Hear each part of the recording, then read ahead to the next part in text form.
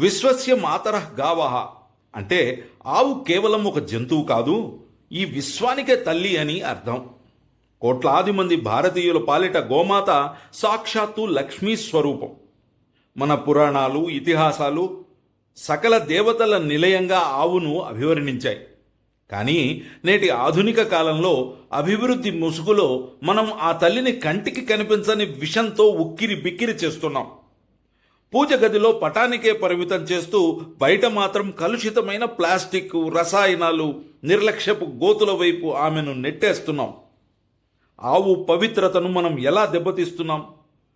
ఆ గోమాత కన్నీరు తుడవడానికి మనం చేయాల్సిన కర్తవ్యం ఏమిటి అనే అంశాలను మనం లోతుగా పరిశీలిద్దాం. నేటి యాంత్రిక జీవనంలో మన పవిత్రమైన గోమాత తీవ్రమైన కలుషితానికి, నిర్లక్ష్యానికి గురవుతోంది. అభివృద్ధి పేరుతో మనం చేస్తున్న పొరపాట్లు ఆ తల్లి ప్రాణాలకే ముప్పుగా మారుతున్నాయి. ముఖ్యంగా నగరాల్లో మనం విచ్చలవిడిగా వాడుతున్న ప్లాస్టిక్ కవర్లు గోవుల పాలిట యమపాశాలుగా మారుతున్నాయి. రోడ్ల మీద పారేసే ప్లాస్టిక్ కవర్లలోని ఆహార పదార్థాలను ఆవులు తిన్నప్పుడు ఆ ప్లాస్టిక్ వాటి జీర్ణ వ్యవస్థలో పేరుకుపోయి కడుపులో గడ్డలుగా మారి ప్రాణాంతకమైన ఇన్ఫెక్షన్లకు దారితీస్తోంది. చాలా సందర్భాలలో ఆవు కడుపులో కిలోల కొద్దీ ప్లాస్టిక్ బయటపడటం మన నిర్లక్ష్యానికి నిదర్శనం. కేవలం ప్లాస్టిక్ మాత్రమే కాకుండా మనం పర్యావరణానికి చేస్తున్న నష్టం కూడా గోమాతను పరోక్షంగా కలుషితం చేస్తోంది. పంటల దిగుబడి కోసం వాడే అధిక రసాయన ఎరువులు, పురుగుల మందులు గడ్డి ద్వారా ఆవు శరీరంలోకి చేరుతున్నాయి. పారిశ్రామిక వ్యర్థాలు కలిసిన నీటిని తాగటం వల్ల ఆవుల ఆరోగ్యం క్షీణించటమే కాకుండా అవి ఇచ్చే పాలు కూడా విషతుల్యమవుతున్నాయి. ఫలితంగా ఆ పాలు తాగి మనుషులు కూడా రోగాల బారిన పడుతున్నారు. మరోవైపు అధిక పాల దిగుబడి కోసం ఆవులకు ఇచ్చే ఆక్సిటోసిన్ వంటి హార్మోన్ ఇంజెక్షన్లు వాటి సహజ సిద్ధమైన ఆరోగ్యాన్ని హరిస్తున్నాయి. పాలు ఇవ్వటం ఆగిపోయిన తర్వాత ఆవులను రోడ్లపైకి వదిలేయటం వల్ల అవి అపరిశుభ్రమైన మురుగునీటిని, కుళ్ళిపోయిన ఆహారాన్ని తింటూ దీన స్థితిలో బతుకుతున్నాయి.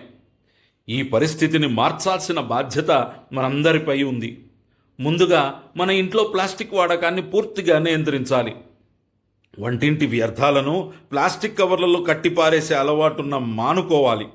కూరగాయల తొక్కలు, మిగిలిన అన్నం వంటి వాటిని నేరుగా ఆవులకు అందించేలా చూడాలి. అలాగే రసాయనాలతో పండించిన గడ్డికి బదులుగా ప్రకృతి సిద్ధమైన పద్ధతుల్లో పెరిగే గడ్డిని ఆవులకు మేతగా అందించేలా రైతులను ప్రోత్సహించాలి. ప్రతి గ్రామంలోనూ, పట్టణంలోనూ గోశాలలను ఏర్పాటు చేసి వయసు మళ్లిన గోవులను కూడా గౌరవంగా చూసుకోవాలి. గోవు నుంచి వచ్చే పాలు మాత్రమే కాకుండా గోమయం, గోమూత్రం ఆధారిత ఎరువులను వ్యవసాయంలో వాడటం వల్ల భూమి సారవంతమవుతుంది. గోవులకు ఆర్థిక విలువ పెరుగుతుంది. గోమాతను కాపాడుకోవటం అంటే మన సంస్కృతిని, మన ఆరోగ్యాన్ని, రేపటి తరాల భవిష్యత్తును కాపాడుకోవడమే. పూజలకే పరిమితం కాకుండా గోవుల పట్ల కనికరాన్ని ప్రదర్శిస్తూ పర్యావరణ హితమైన పద్ధతులను పాటించినప్పుడే గోమాతకు నిజమైన గౌరవం లభిస్తుంది. పౌరులంతా కలిసికట్టుగా గో సంరక్షణలో పాలు పంచుకుంటేనే భారతీయ గోసంపద మళ్లీ కళకళలాడుతుంది.